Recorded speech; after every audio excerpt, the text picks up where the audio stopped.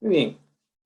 Hoy estaremos entonces trabajando un poco lo que es la parte de preguntas o tipos de preguntas dentro de lo que es comprensión lectora, lo que es comprensión de la lectura. Estaremos recapitulando un poco acerca de la ficha que ya hemos establecido, algunas cosas, algunos elementos, y estaremos resolviendo algunas dudas que tengamos, ¿no? Unas dudas que tengamos en algunos aspectos. Bien, tengo por acá, dice, una dificultad de postulante a la hora de un examen de admisión es justamente la forma en cómo podemos abordar las interrogantes que propone un texto de comprensión de lectura. ¿Sí? La idea es que nosotros podamos diferenciar entre los dos tipos que tenemos al alcance de la mano.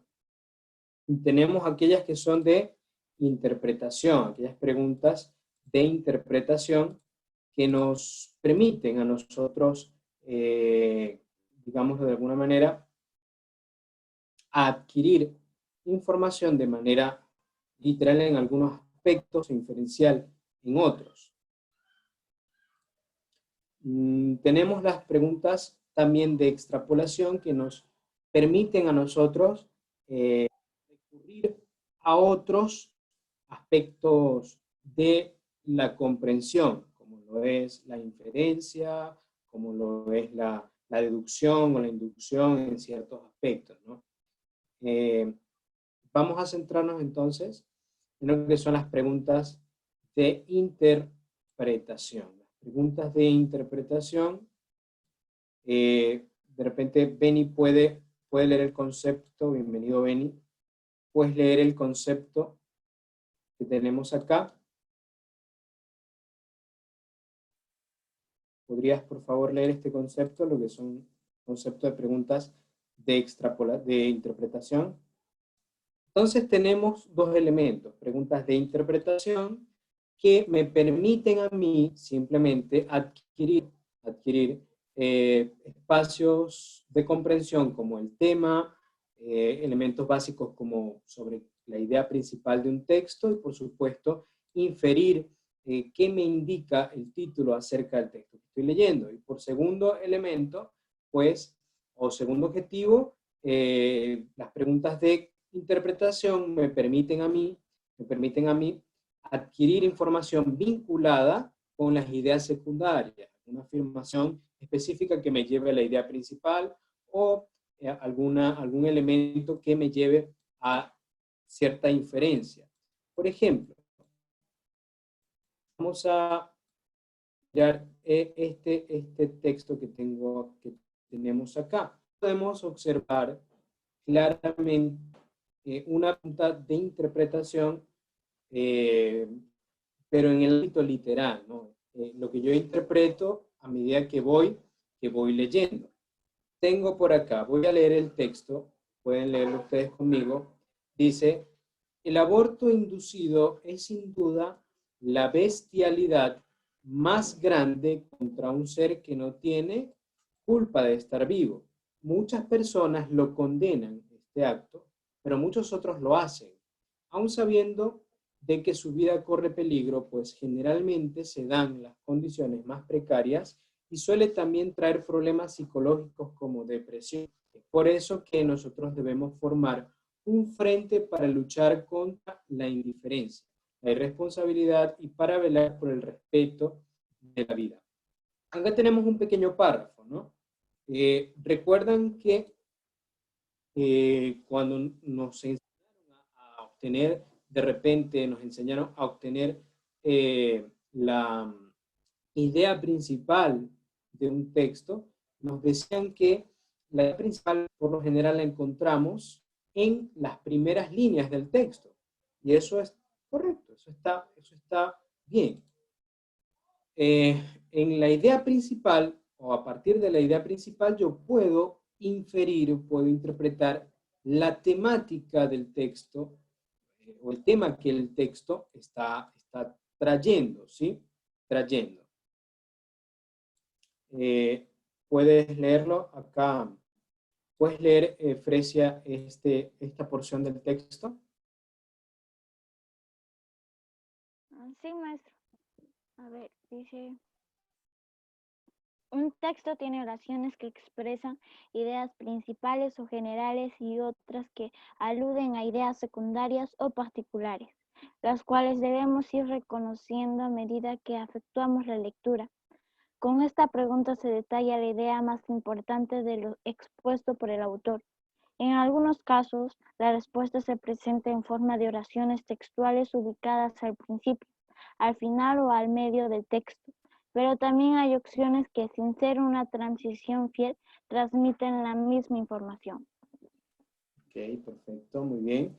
Nos encontramos entonces con preguntas como la idea principal del texto es, cuál es la afirmación principal del texto, el autor del texto pretende centralmente decir tal cosa, cuál es la idea que resume mejor el texto leído. Aquí tenemos un ejemplo, ¿no?, de ello. Vamos con este segundo ejemplo, vamos a hacer lo mismo para tratar de ubicar de alguna forma el proceso de cómo llegar a esa conclusión. Bien, vamos a pedirle a Benny que pueda leer este texto.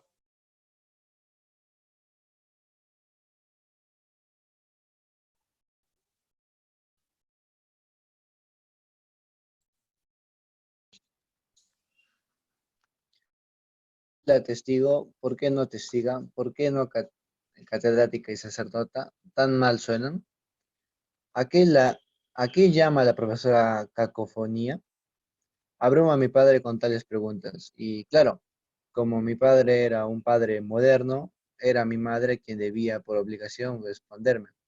De ella fui aprendiendo que la culpa no era de mi profesora de lingüística ni de quienes elaboraban los diccionarios. Ya en la preparatoria pude determinar que una de las raíces del problema era la cultura y que la devolución educativa era fundamental para combatir el prejuicio. Ok, muy bien, perfecto. Apenas leemos este texto, nos damos cuenta que ya no es un texto argumentativo o que no tiene una estructura netamente argumentativa, aunque pareciera que intenta argumentar desde otro punto de vista. En la estructura de esta, le quiero preguntar a Fred, en la estructura que tenemos acá, viendo la forma en que está establecida la frase y todo esto, ¿cómo y de qué forma o cómo logramos llegar a... No, reformulo mi pregunta. ¿Qué tipo de texto es este? Al mirar la estructura y la forma en que están escritas las frases, ¿qué tipo textual será? Texto narrativo. Bien, excelente, es un texto narrativo. Si se da cuenta, tenemos elementos claves. Abrumaba a mi padre con tales preguntas. Es decir, aquí está narrando, está contando, ¿no? Sobre todo cuando utilizamos el pretérito de la forma verbal, allí inmediatamente nos damos cuenta que estoy narrando, ¿no? Porque si estuviera argumentando o si estuviera hablando de un texto informativo, entonces estuviera en presente, ¿no? La forma textual. Nos damos cuenta entonces que esto es un texto obviamente narrativo. Sin embargo, tiene tintes argumentativos. Recordemos que hay una frontera entre el texto narrativo y el texto argumentativo. Y es el ensayo. Yo puedo utilizar el ensayo de manera narrativa para llegar a una conclusión y para tratar de convencer acerca de una determinada idea. Entonces, en ese aspecto, queridos jóvenes, en ese aspecto, podemos entonces dilucidar las ideas principales. Dice, ¿cuál es la afirmación principal del texto? Vamos a pedirle a Penny que pueda responder esta pregunta.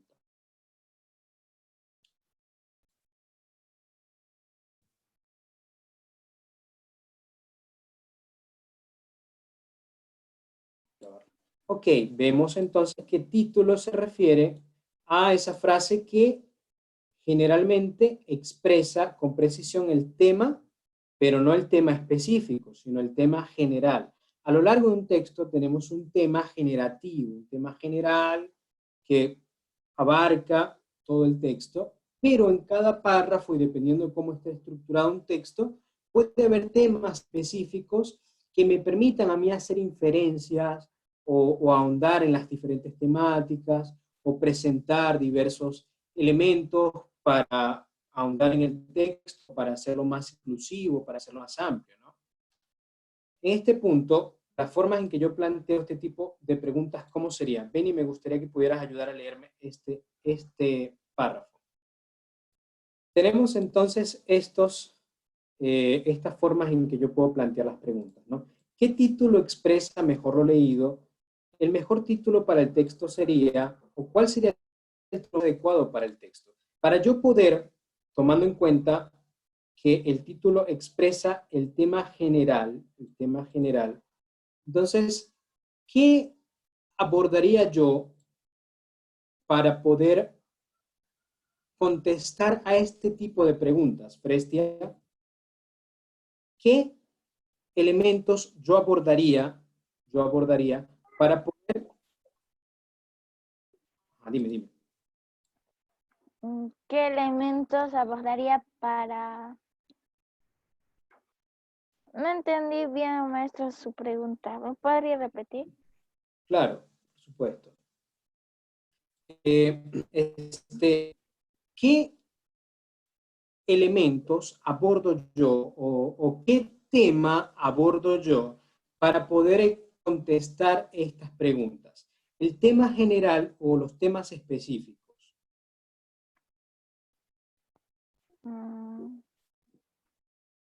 ¿O cómo pudiera diferenciar para extraer cuál sería el mejor título para el texto? Yo creo que de la idea principal. Muy bien. O de las ideas principales, ¿no? Porque un texto es una idea. Muy bien. Sí. Correcto. Así es, ¿no? Para yo poder responder a esta forma de preguntas planteadas, yo tengo que recurrir entonces a la temática general del texto. No me puedo quedar en las temáticas específicas. Tengo que mirar la temática general para que el texto que yo cree o la opción que yo elija recoja ciertamente el tema de mejor forma. Vamos a resolver este ejemplo que tenemos acá. Dice, poner en juego el lenguaje es hacer patente una forma de vida. ¿Puedes seguir leyendo, Fresia?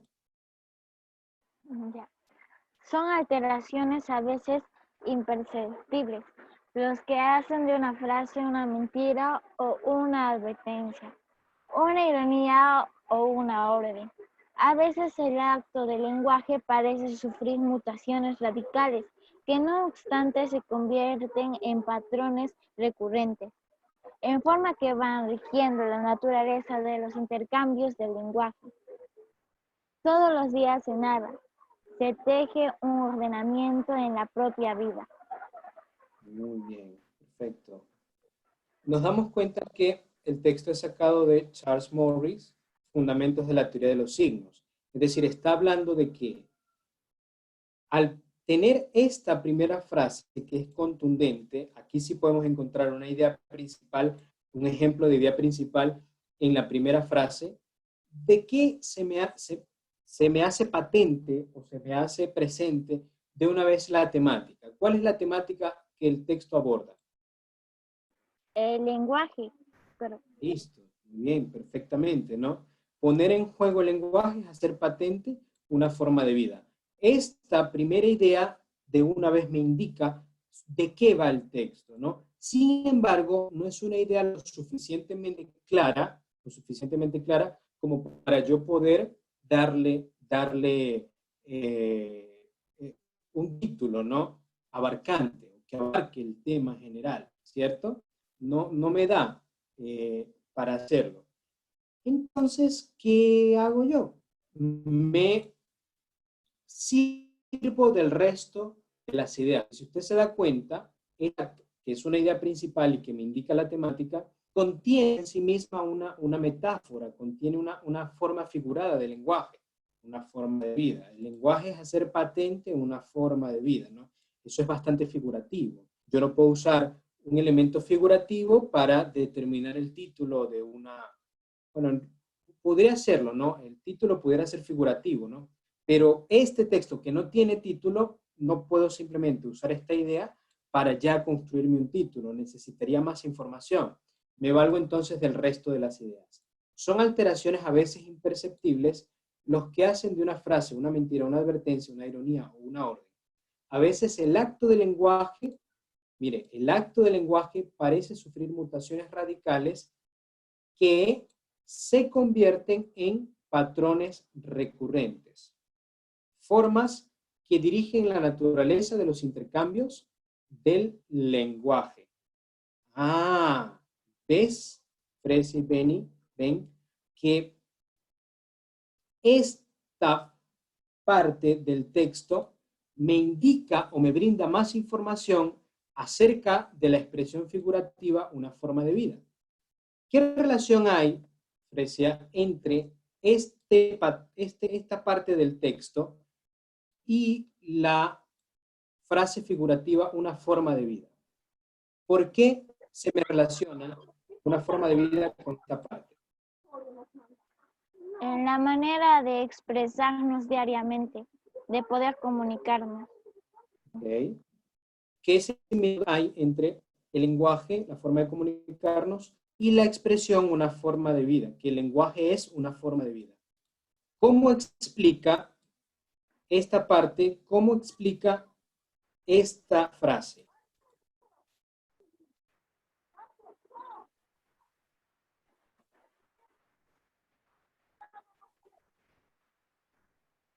Voy a subrayarlo para que puedas visualizar mejor.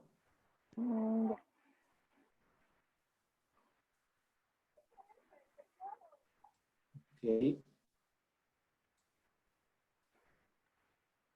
Voy a subrayar lo que yo considero la idea. Sí. Muy bien. Ahora, ¿cómo es que acabo de subrayar? Explica la expresión, el lenguaje es una forma de vida. Bueno, lo que yo entiendo es de que cuando dice el acto del lenguaje parece sufrir mutaciones, está refiriéndose en las distintas formas de que una persona tiene a expresar con un mismo fin. O sea, alrededor del mundo podríamos decir de que hay diferentes maneras de expresión que quieren decir lo mismo, algo así. Por eso el lenguaje es una forma de vida, o sea, ¿ves? Vamos, dilo, tú puedes decirlo.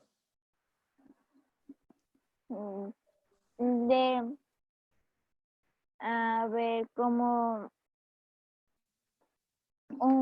la diferencia, o sea, el acto del lenguaje parece sufrir mutaciones radicales, o sea, lo que yo entiendo es de que mi manera de hablar, o sea, en la manera en cómo yo me expreso con las demás personas y también se expresa, como que creamos una forma en la cual nosotros podemos expresarnos, ya que tal vez en otro lugar tengan otra manera de expresarse, pero también, o sea, lo que quiere decir sea idéntico a lo mío. Entonces, si hay diferentes formas de expresarse, también forma diferentes formas De vida. Ajá. Eso. Cierto. Muy bien. Correcto, tienes razón. Allí está la relación, ¿no? Una forma de vida no es igual en todos los lugares. Existe una diversidad de formas de vida, así como no existe una única forma de hacer lenguaje, sino que el lenguaje sufre mutaciones radicales, es decir, cambios radicales, que van dirigiendo la naturaleza de los intercambios. Es decir, esos pequeños cambios en el lenguaje es como una forma de vida que va cambiando, ¿sí? Va utilizando diversas formas de expresión en el lenguaje, al igual que la vida, ¿no? Entonces hay el cambio que sufre el lenguaje es similar al cambio que sufre la vida. Tomemos que la vida no es estática, la vida no es estática, ¿no? Hablando desde el punto de vista figurado, la vida no es estática, sino que tiene un patrón de cambios. Nacemos, crecemos, nos desarrollamos, nos multiplicamos y morimos, ¿no? Hay ese proceso. La vida crece o se manifiesta de diferentes formas también, ¿no? Al igual que el lenguaje, ¿no? El lenguaje no es estático, sino que va cambiando, va adquiriendo nuevas dimensiones, va adquiriendo nuevas formas, nuevas naturalezas. Por eso es que al final dice, todos los días se narra, se teje un ordenamiento en la propia vida, distinto, ¿no? La manera en que yo me comunico, la manera en que se hace el lenguaje, la manera en que se crean nuevos lenguajes, no es estática, sino que es progresiva. Partiendo entonces de ese ordenamiento de las ideas, ¿cuál de los siguientes títulos sería el más adecuado para este párrafo? La C, maestro. Control de los intercambios de lenguaje. Ujú. Vamos a señalarlo con otro colorcito. Vamos a ponerle un control de los intercambios de lenguaje. Muy bien. Veamos si la palabra intercambio de lenguaje aparece. ¿Aparece? Sí, está aquí. Bien, intercambio de lenguaje. Pero aparece la palabra, es decir, la idea de controlar ese intercambio, ¿aparece? No, maestro. No La aparece, A. ¿verdad? Sí. Vamos a mirar si la idea de imprecisión es una imprecisión, es algo que no está del todo correcto. Eso es una imprecisión. Aparece la idea de que en las formas de vida relacionadas con la naturaleza del lenguaje existe algo que es incorrecto. Tampoco aparece. Entonces, esas dos, no hay nada dentro del texto que me indique. Uy. ¿Será el uso cotidiano de la expresión verbal? Veámoslo. Dice, vamos a marcar uso cotidiano. Tenemos el uso cotidiano. Tantas cosas. Expresión verbal. La idea es ubicar cada punto de las frases para ver si la idea de esto es que yo hago el uso cotidiano de la expresión verbal. Es decir, la idea de este título me indica a mí cómo yo uso la expresión verbal cotidianamente, todos los días. Hay esa idea de cómo se usa el lenguaje cotidianamente dentro del texto. ¿Me habla el texto del uso cotidiano del lenguaje? Las variaciones, sí.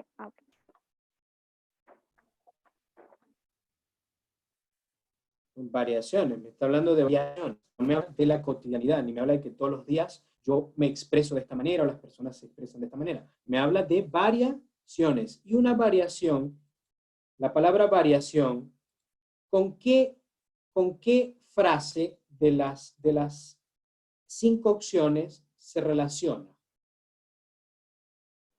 Dinámico. Muy bien, correcto. Vemos que la vida varía, ¿no? Y el lenguaje también varía. De hecho, aquí está la idea. El acto del lenguaje sufre mutaciones radicales, variaciones, ¿sí? Que dirigen la naturaleza de los intercambios de lenguaje, al igual que las diferentes manifestaciones de la vida pueden redirigir la naturaleza de la vida propia. Es decir, todos los días hay un ordenamiento en la vida propia. Por lo tanto, el título que mejor calza y que recoge las ideas que el texto tiene, en realidad entonces, es la E, el carácter dinámico del lenguaje. Yo pudiera decir, El carácter dinámico del lenguaje es tan dinámico que parece una forma de vida. Es decir, el carácter no es estático, es dinámico, al igual que la vida, se manifiesta de distintas maneras. Tenemos acá que la opción correcta es la E. ¿Vimos el proceso? ¿Pudimos observar el proceso? Sí. Llegamos, es decir, utilizamos los significados que las ideas tienen para yo poder llegar a una conclusión correcta.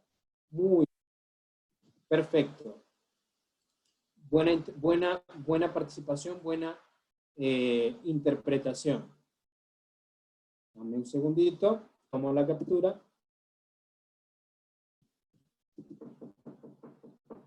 Correcto.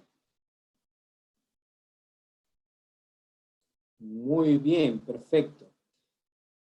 Las preguntas que surgen de las ideas secundarias, de la particularidad de un texto, buscan medir la comprensión de las ideas que complementan, precisan y especifican la información central.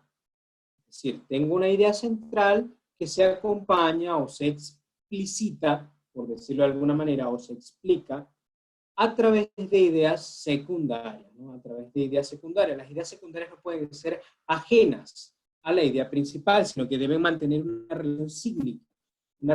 relación significativa. Bien. Tenemos acá entonces que yo puedo ubicar preguntas por afirmaciones expuestas.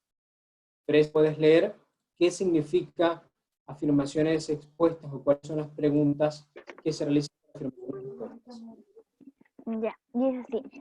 La pregunta será textual cuando lo señalado en la opción resulte literal a lo planteado en el texto, incluso manejando los mismos términos, y será equivalente cuando lo expresado en la opción y lo planteado en el texto coincidan en el contenido, a pesar de no haberse manejado las mismas palabras. Muy bien. Perfecto. Entonces,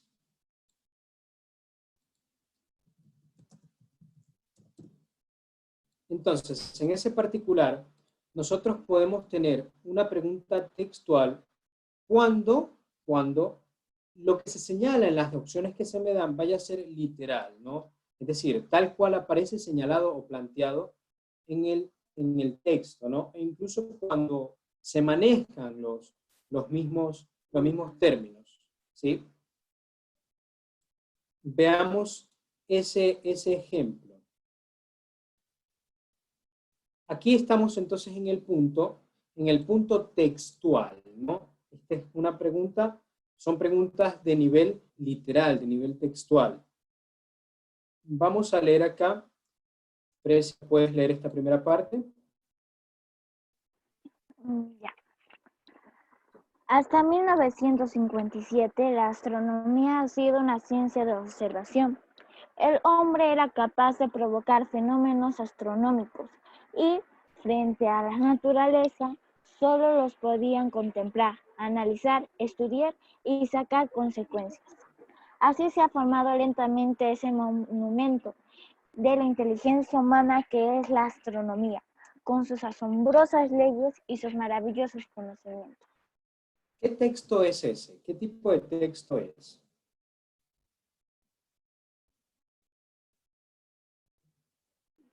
Creo que es un científico, no.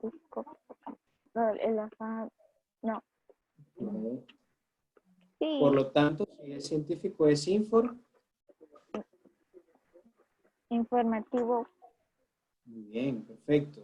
Está dentro del hilo, ¿no? Informativo. Mira su estructura. No está narrando, no está diciendo, no está presentando personajes, no está describiendo un objeto. Entonces, es netamente informativo, ¿no? Dice, pero es tan grande el afán del hombre de conocer que desde la más remota antigüedad ha soñado en visitar países nuevos, pisar tierras nunca vistas, no solo del planeta que habita, sino de los mundos que pueblan el universo. En la antigüedad, los autores que escribían de viajes a los astros se basaban en sus posiciones. Ignoraban si los puntos luminosos que vemos en el firmamento durante la noche eran mundos. La luna y el sol ya presentaban más probabilidades que lo fuesen. gracias a su tamaño aparentemente mucho mayor.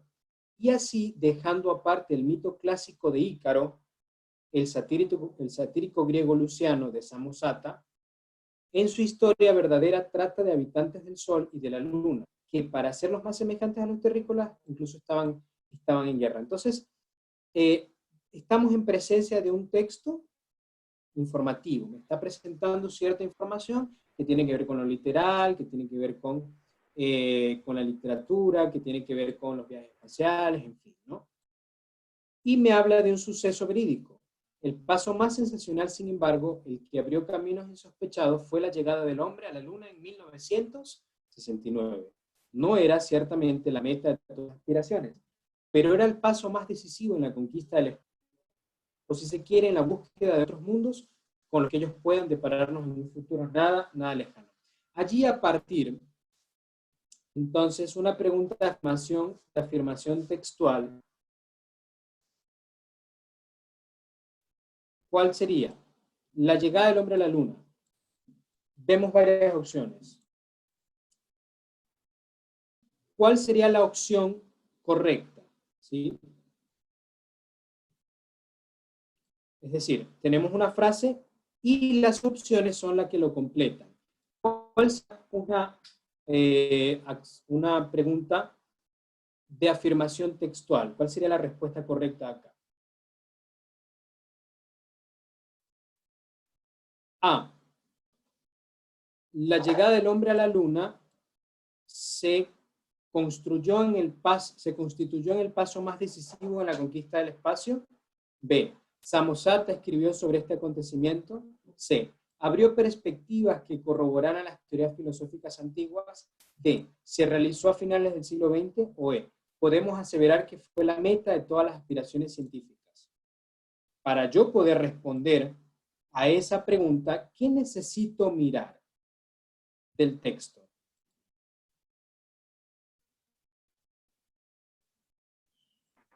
Las ideas secundarias. Muy bien. Y las miro para interpretarlas, para yo ver qué quizá quiera decir, o las miro para saber tal cual lo que dicen. Tal cual como dice. Exactamente, ¿no? Entonces tengo que buscar. Se constituyó en el paso más decisivo en la conquista del espacio. Veamos si esa idea aparece en el texto. El paso más sensacional, sin embargo, el que abrió caminos sospechados fue la llegada del hombre a la Luna en 1969. ¿Samosata escribió sobre la Luna? No, dice que no escribió sobre eso, escribió sobre otra cosa. ¿Abrió perspectivas que corroboraban las teorías filosóficas antiguas? No, de hecho no, al contrario, quitó, ¿no?, las teorías antiguas que se tenían, como que la Luna era de queso. ¿Qué más dice? Se realizó a fines del siglo XX. Dice que se realizó a fines del siglo XX. 1969. ¿Eso es fines del siglo XX? No. No es fines del siglo XX. Fue la meta de todas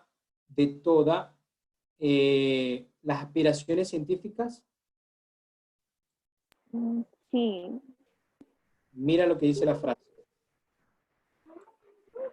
Ay.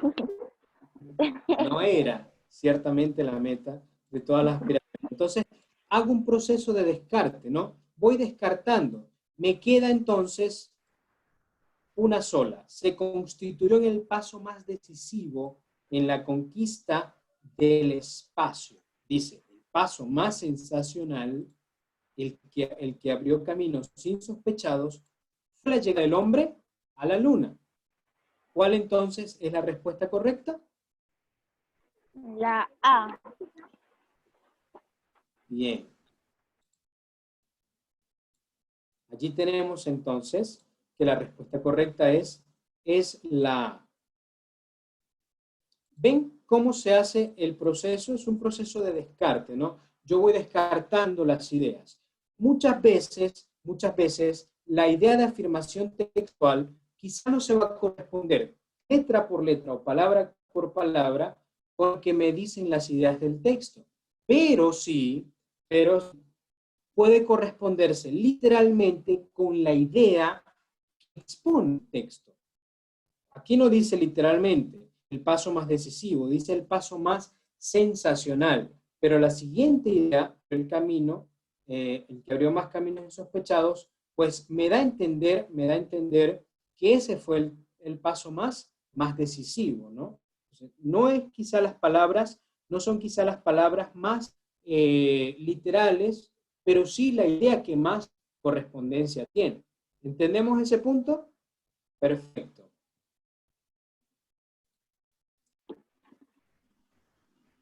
Desde su nombre ingresó en la lista de medicamentos de cabecera. La aspirina no deja de sorprender por sus múltiples propiedades curativas. Sin embargo, la alergia a ella impone razonables limitaciones a la automedicación, por lo que los médicos advierten que es indispensable un diagnóstico antes de prescribirla. Según algunos investigadores, las personas cuyo organismo rechaza este producto también deben tener cuidado al combinar sus alimentos. Esto se debe a que el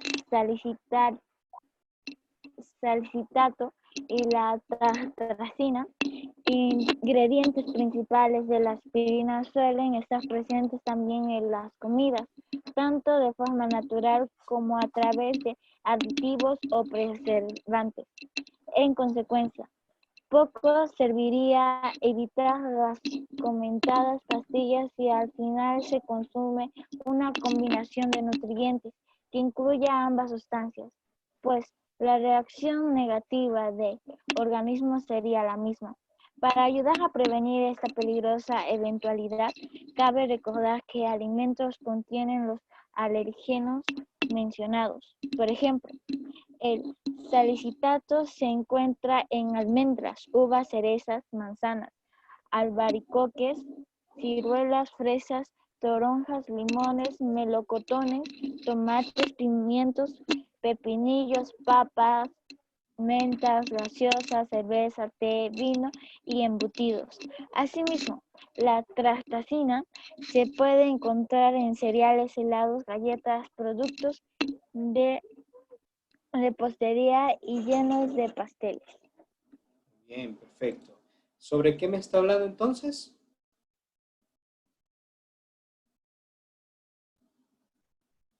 Sobre la aspirina. Correcto, perfecto. Muy bien, correcto, muy bien. Entonces, aquí no nos va a preguntar cosas como cuál es el tema del texto, no me va a preguntar ese tipo de cosas. Aquí me va a preguntar acerca de deducciones. Se colige, se infiere, se interpreta del texto que las personas que tienen alergia a la aspirina deben, 1, mantener una dieta controlada. Podemos buscarlo a lo largo del elemento. Dice, cuidado al combinar sus alimentos.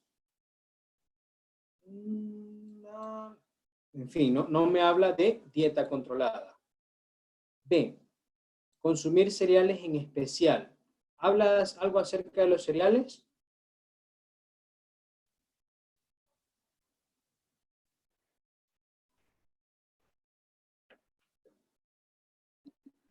Bueno, da a conocer que el cereal tiene la trastacina, lo que tiene la aspirina y que pueden chocar si es que lo consumimos, o sea, en casos raros. Muy bien. ¿Y dice que debemos consumirlos en especial? No, Bien, tenerla siempre en su botiquín.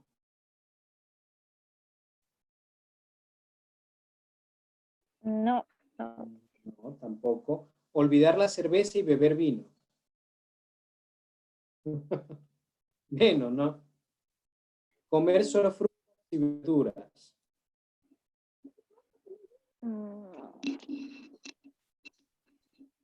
A ver.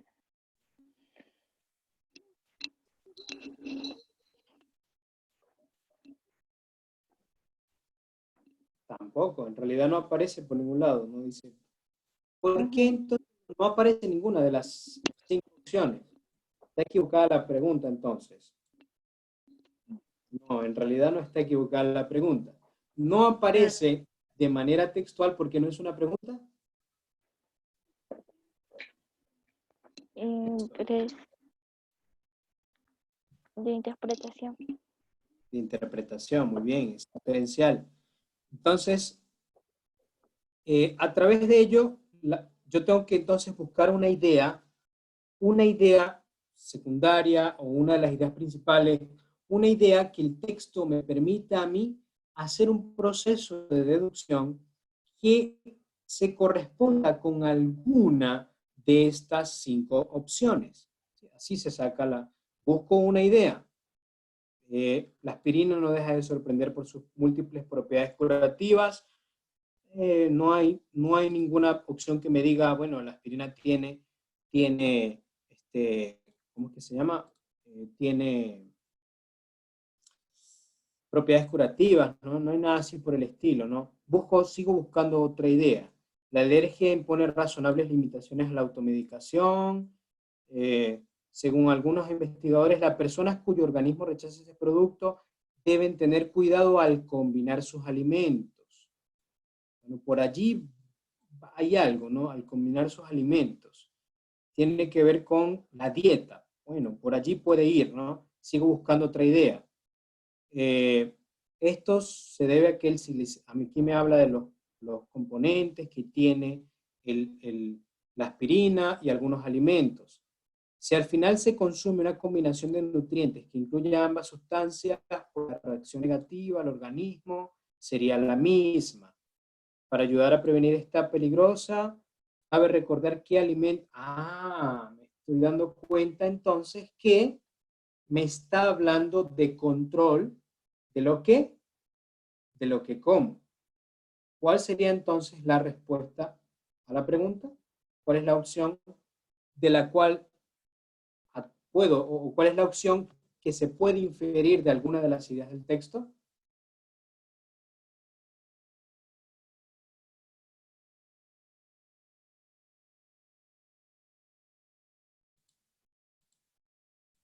La respuesta correcta.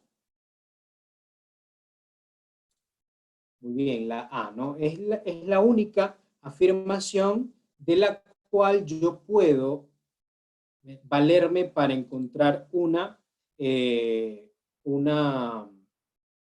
idea y extraer inferenciación a partir de allí, ¿no?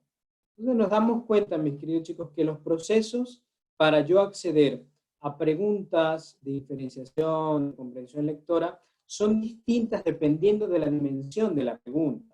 Aquí tenemos muchos otros elementos más. Tenemos preguntas de término o locución, tenemos preguntas por relaciones, las relaciones sígnicas o significativas, las relaciones etimológicas. A partir de allí yo puedo hacer o poner en práctica los diferentes métodos para yo comprender, hacer la comprensión de lo que estoy leyendo. Entonces, hasta este momento nos hemos dado cuenta y hemos aprendido cómo nosotros poder ubicar los tipos de preguntas para poder hacer un proceso que me lleve a encontrar la respuesta correcta entre las diferentes gamas de opciones que se me dan en este tipo de formulación de preguntas. Espero entonces que se haya entendido todo hasta este punto, haya servido el ejercicio que estamos realizando, y bueno, eso sería todo por el día de hoy.